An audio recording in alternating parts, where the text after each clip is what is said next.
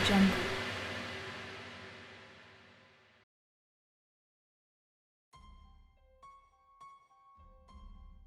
السلام علیکم پیارے دوستو، زلفی نالج لینڈ میں خوش آمدید۔ غازی ناول میں نے کہا کہ میری سمجھ میں یہ نہیں آیا کہ ہماری فوج نے پاکستانی فوج سے ڈھاکہ میں ہتھیار کیوں ڈلوائے۔ اگر وہ پورے مشرقی پاکستان پر قبضہ کر لیتے تو اکھنڈ بھارت کا آدھا خواب سچ ہو جاتا اور ہمارے دیش کی سرحدوں میں وسعت بھی آ جاتی۔ آپ 90,000 پاکستانی فوجیوں کو قیدی بنا کے لے آئے، نہ معلوم پاکستان انہیں واپس لے گا یا نہیں۔ اب تو وہ آپ پر محض خوراک وغیرہ کا بوجھ بن کر رہیں گے۔ وہ ہنسنے لگے۔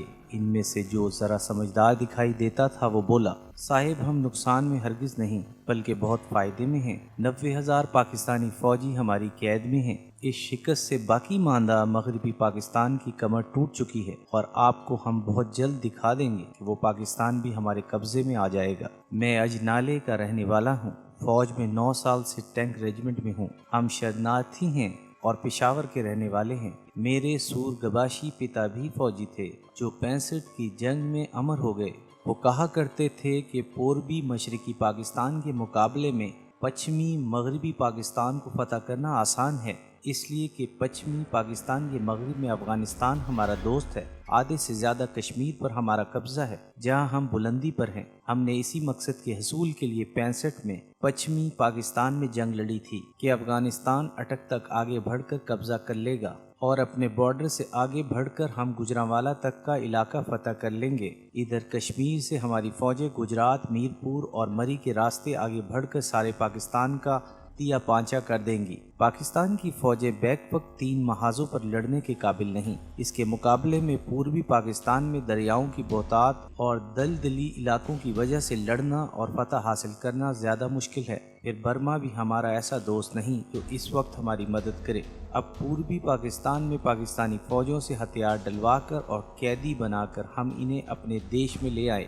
پوربی پاکستان سے ہمارا فوجی معاہدہ ہے کہ وہ 20 سال تک 2 ڈویژن سے زیادہ فوج نہیں رکھے گا۔ ہمارے زیر احسان مجیب کی وہاں حکومت ہے۔ اب پچھمی پاکستان کی فوج ہم سے لڑنے سے پہلے 100 بار سوچے گی کہ بھارت کے علاقے میں 90,000 مسلح فوجی قید میں ہیں اور عنقریب آپ کو ہم ایک اور بڑی فتح کی خبر دیں گے۔ شراب کے نشے میں اس نے خاصی واہی تباہی بکی اور میں سوچ رہا تھا کہ محض چند ہزار غیر ملکی مسلمان فوجیوں کے بل بوتے پر 1000 سال تک حکومت کرنے والی قوم کو یہ 1000 سالہ غلام قوم کا فرد ایسے بڑھ چڑھ کر للکار رہا ہے۔ اپنوں کی غداری کی وجہ سے ایک شکست نے ہماری 1000 سالہ فتوحات اور حکمرانی کی دہشت کو چور چور کر دیا تھا۔ جوش سے میرا خون تو ابلنے لگا تھا کہ بوتل کو توڑ کر اس کے ٹکڑے سے اسے جہنم واصل کر دوں، لیکن مصلحت اور حصول مقصد کی وجہ سے میں نہ صرف خاموش رہا بلکہ اس کا ان بھڑکوں میں ساتھ بھی دیتا رہا۔ بات اب جنگ کی طرف آ چکی تھی تو میں نے پوچھا کہ مشرقی پاکستان کو جو تمہارے سور گباشی پتا کے کہنے کے مطابق فتح کرنا مشکل تھا، تم نے اتنی آسانی سے کیوں کر فتح کر لیا؟ اس نے کہا کہ جس ملک کا صدر شرابی، کبابی اور زانی ہو، جنگی علاقے کا کور کمانڈر بجائے جنگی چالیں سوچنے کے رقیہ ہاسٹل ڈھاکہ میں رہائش پذیر لڑکیوں کو جبراً اٹھواتا ہو اور جس کی وجہ سے 2 درجن سے زائد لڑکیوں نے 2 منزلہ چھت سے کود کر اجتماعی خودکشی کی ہو۔ جس ملک میں جمہوریت نام کی کوئی چیز نہ ہو، اسے شکست نہیں ہوگی تو اور کیا ہوگا؟ وہ فوجی پڑھا لکھا اور جنگی معلومات پر خاصی دسترس رکھتا تھا۔ میں نے اس کی گفتگو کی بڑی تعریف کی، نشے میں ہونے کی وجہ سے، اور ایک سویلین سے اپنی تعریف سن کر وہ خوشی سے پھول گیا اور کہنے لگا کہ ہماری سرکار غیر ملکوں سے جو اسلحہ لیتی ہے وہ خاصی چھان پھٹک کر اور اپنے اولین مقصد اکھنڈ بھارت کے حصول کے لیے کارآمد جان کر لیتی ہے۔ روس ہمارا سچا دوست ہے۔ جنگ سے عین قبل اس نے ہمارے ساتھ دفاعی معاہدہ کیا، UN میں کشمیر کے مسئلے کو ہمیشہ ویٹو کیا۔ 62 میں چین کے ساتھ ہماری جنگ محض ہماری ایک چال تھی کہ امریکی اسلحہ مفت میں مل سکے۔ روس سے دوستی کے باوجود ہم نے صرف کسی ایک ملک سے اپنے ہتھیاروں کے حصول کی وابستگی نہیں رکھی۔ اس نے کہا کہ 65 کی جنگ کے بعد روس نے ہمیں میزائل بوٹس دیے جو ہم نے فوراً ہی لے لیے۔ ویسے ہی میزائل بوٹس چین نے پاکستان کو دینی چاہیے، جسے پاکستان نیوی کی اعلیٰ سطح ٹیم نے لینے سے صرف اس لیے انکار کر دیا کہ ان میں افسروں اور جوانوں کی رہائشی کمرے الگ الگ نہ تھے بلکہ ایک ساتھ تھے۔ اپنی روسی میزائل بوٹس نے ہی پاکستان کے ڈسٹرائر خیبر کے چند لمحوں میں ٹکڑے کر دیے۔ فرانسیسی AMX-13 کی گولہ پھینکنے کی رینج 16 کلومیٹر ہے۔ PT-76 قسم کے پانی میں تیرنے والے ٹینک فرانس نے بھی بنائے ہیں، لیکن پاکستان صرف ایک ملک امریکہ پر انحصار کرتا ہے اور امریکہ خود غاصب ہے۔ ریڈ انڈیز کے ملک پر اقوام یورپ نے قبضہ کیا اور پھر خانہ جنگی کے بعد مختلف 51 ریاستوں میں بڑھ کر حکومت کرنے لگے اور ریڈ انڈین کو پریزرویشن تک محدود کر دیا، اور آج ریڈ انڈین صرف فلموں یا قومی تہواروں پر سیاحوں کا دل بہلانے نظر آتے ہیں۔ ہم نے اپنی دفاعی انڈسٹریز لگائیں اور بحری جہاز، ہوائی جہاز اور ٹینک تک بنانے لگے، جبکہ پاکستان ایک جیپ تک نہ بنا سکا۔ اس کی یہ باتیں خنجروں کی طرح میرے سینے میں پیوست ہو رہی تھیں، لیکن میں خاموش تھا۔ وہ تو کامیابی اور شراب کے نشے میں بول رہا تھا اور مجھے یوں محسوس ہو رہا تھا کہ وہ مجھے آئینہ دکھا رہا ہے، اور ان ستون میں وہی آئینہ میں قوم کو دکھانا چاہتا ہوں۔ ہم بھی وہی ہیں، دشمن بھی وہی ہے اور اس کے عزائم بھی وہی ہیں۔ پرتھوی اور اگنی میزائل اس کے جارحانہ عزائم کی عکاسی کرتے ہیں۔ یہ تو رب ذوالجلال و اکرام کی ذات پاک ہے جس نے اس آدھے پاکستان کو اپنی پناہ میں رکھا ہوا ہے، ورنہ ہم نے تو اپنی بربادی میں کوئی کسر نہیں چھوڑی۔ میں ڈاکٹر عبدالقدیر خان کو دعائیں دیتا ہوں، جس نے وطن کی محبت میں انت تک محنت کر کے، جان کی پرواہ کیے بغیر اور اربوں ڈالر کی پیشکش کو مسترد کر کے پاکستان کو ایٹمی طاقت بنا دیا، ورنہ بھارت تو 74 میں ایٹمی دھماکہ پاکستانی سرحدوں کے قریب کر چکا تھا۔ ہمارے نیوکلیر پاور بننے کی وجہ سے ہی بھارت تل ملا رہا ہے، ورنہ اس نے تو مغربی پاکستان کو بھی سابقہ مشرقی پاکستان کی طرح ترنولا سمجھ لیا تھا۔ اپنی طرف سے میں بھی چند سطور پیش کرتا ہوں۔ پاکستان جیسا معاشی طور پر تقریباً دیوالیہ ملک قرض لے لے کر جو عیاشی کر رہا ہے، کیا ہم اس کے متحمل ہو سکتے ہیں؟ حکومت جو گاڑیاں منگواتی ہے وہ مرسیڈیز 550 اور بلٹ پروف ہوتی ہیں۔ کیا سویڈن کسی اور دنیا کا ملک ہے جہاں کا وزیر اعظم سائیکل پر دفتر جاتا ہے، جس کی بیوی لوکل بسوں میں بیٹھ کر شاپنگ کرنے جاتی ہے؟ ویتنام کا آجہانی صدر ہوچی منہ کھڑاوی پہن کر غیر ملکی وفد سے ملتے ہوئے شرم محسوس نہیں کرتا، کیونکہ اس نے اپنی سال بھر کی تنخواہ ملکی خزانے کو دے دی تھی اور جوتے خریدنے کے لیے اس کے پاس پیسے نہ تھے۔ وہ صدارتی محل کے باغ میں ایک جھونپڑا بنا کر اس میں رہائش پذیر تھا، اس لیے کہ اس کا ملک صدارتی محل کے اخراجات پورے کرنے کا متحمل نہ تھا۔ اپنے ہمسایوں کی طرف ہی دیکھیے، تیل اور معدنی وسائل سے مالا مال ایران، امریکہ اور یورپی ممالک کی پابندیوں کے باوجود نہ صرف زندہ ہے بلکہ خوشحال بھی۔ میں نے خود سابق صدر اکبر ہاشمی رفسنجانی تہران کے ہما شیریٹن ہوٹل کی لابی میں 2-3 ساتھیوں کے ہمراہ سنیکس کھاتے دیکھا تھا، اور مجھے انتہائی تعجب ہوا کہ نہ تو پولیس نے ہوٹل کو گھیرے میں لے رکھا تھا اور نہ ہی سیکیورٹی کا کوئی فرد وہاں موجود تھا۔ ہوٹل کے باہر ایک سیاہ کار کھڑی تھی، مرسیڈیز 200، جس پر ایران کے قومی اور صدارتی جھنڈے لہرا رہے تھے۔ ایک ڈرائیور تھا اور ایک بارودی فوجی، غالباً ملٹری سیکرٹری۔ نہ ٹریفک روکی گئی اور نہ کوئی اور حفاظتی بندوبست تھا۔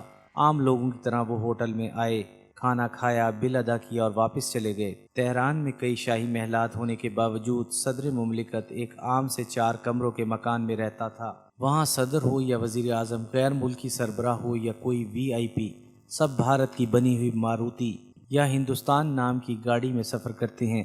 وہاں سرکاری ٹریفک گزرتے وقت عوامی ٹریفک روکی نہیں جاتی۔ صرف ایک سوال جس کا جواب آپ کا دل اور ضمیر دے سکتا ہے: آزادی کے 52 برسوں میں ہم نے کیا کھویا اور کیا پایا، اور بھارت نے کیا کھویا اور کیا پایا؟ پاکستان کا ہر فرد غیر ممالک کا 13,000 روپے کا مقروض ہے، جبکہ 900 ملین کی آبادی والے ہمارے ہمسائے ملک بھارت کے افراد کے ذمہ کتنا قرض ہے؟ خدا را اپنے گریبان میں جھانکیے، جواب آپ کو خود مل جائے گا۔ اس حوالدار نے مجھے بتایا کہ وہ BA ہے اور عنقریب اس کی ترقی ہونے والی ہے۔ اس کی جنرل نالج اور تاریخ سے وابستگی کی وجہ سے میں نے اس سے اپنے مطلب کی بات نہ پوچھنے ہی میں عافیت سمجھی۔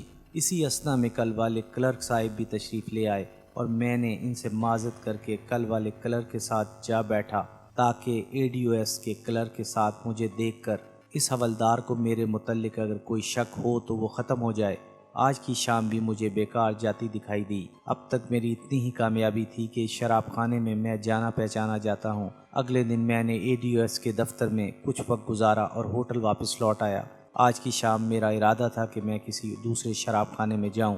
شام کے 6 بجے کے قریب میں رکشہ لے کر چل پڑا اور ایک دوسرے شراب خانے میں داخل ہو گیا۔ اس شراب خانے میں نے فوجیوں کی خاصی تعداد دیکھی۔ سکھ ہو اور شراب پی رہا ہو، تو اس سے کوئی بات اگلوانا زیادہ آسان ہوتا ہے۔ پھر پنجابی زبان بھی ان کے قریب ہونے کا بڑا ذریعہ ہے۔ یہاں سستی قسم کی شراب مہیا تھی، میں نے اسی کی بوتل منگوا لی۔ کوئی خالی میز نہ تھی، لہٰذا ایک ٹیبل پر جہاں 4 سکھ بیٹھے ہوئے پی رہے تھے، میں نے خالی کرسی کی طرف اشارہ کرتے ہوئے پنجابی میں پوچھا کہ اگر اجازت ہو تو بیٹھ جاؤں۔ 2-3 سکھ بیک وقت بولے جم بیٹھو جی، اور میں چند منٹوں میں ان کے ساتھ گھل مل گیا۔ پنجابی زبان نے ہمیں بہت جلد بے تکلف کر دیا۔ میں نے 2 مزید بوتلوں کا آرڈر دیا۔ انہوں نے بہت انکار کیا اور کہا کہ آپ ہمارے مہمان ہیں، لیکن میں نے 2 بوتلوں کا آرڈر دے ہی دیا۔ میں نے مختصراً انہیں بتایا کہ میں بمبئی سے کسی کام کے لیے آیا ہوں، ساتھ ہی انہیں یہ بھی بتایا کہ میں پنجاب کی چوپڑا فیملی سے ہوں اور میری مادری زبان پنجابی ہے اور ہم دراصل لدھیانہ کے رہنے والے ہیں۔ در حقیقت میرا انتقال بھی تقسیم ہند سے قبل لدھیانہ میں رہتا تھا اور میں نے لدھیانہ کے محلوں اور سڑکوں کے نام یاد کر لیے تھے۔ بمبئی میں تو سب بمبئی کی مخصوص اردو نما ہندی بولتے ہیں۔ اور اردو نما ہندی بولتے ہیں، چاہے وہ پنجابی ہی کیوں نہ ہو۔ آپ یہاں ٹھیٹھ پنجابی میں بات کر رہے تھے اور مجھے اپنے ہم زبانوں سے مل کر بڑی خوشی ہوتی ہے۔ بس جی، پھر کیا تھا، چاروں سکھ جیے نو نہال اور سسری اکال ہو گئے۔ اب جو باتیں شروع ہوئیں تو میں نے ان کے گلاس لبالب بھر دیے، پانی ملائے بغیر سردار صاحبان انہیں ڈکار